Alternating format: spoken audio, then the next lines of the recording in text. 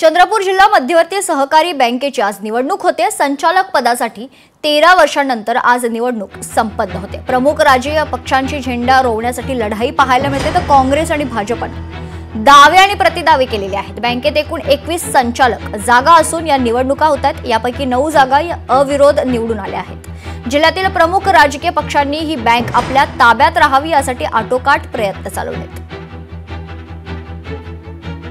गेली सलग 18 वर्ष ही बँक काँग्रेसच्या ताब्यात आहे आणि सगळी काँग्रेसच्या विचाराची सहकार क्षेत्रामध्ये पाळंमुळं फार खोलवर रुजलेली आहे। त्यामुळे काही लोक येतात जातात, पण आज पूर्णतः विश्वासाने सांगेल की 21 पैकी 17 उद्या निकाल आहे। हे सगळं बघून घ्या। मध्यवर्ती सहकारी बँकेच्या संचालक मंडळाची निवडणूक आहे। त्या निवडणुकीच्या निमित्तानं मी आज या ठिकाणी मतदान केलं। ही बँक जिल्ह्याच्यासाठी अत्यंत महत्त्वाची आहे।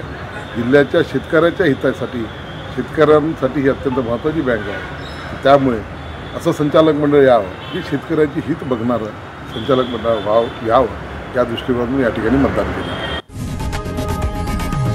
लोकशाही मराठी ऐका, पहा, जागरूक रहा।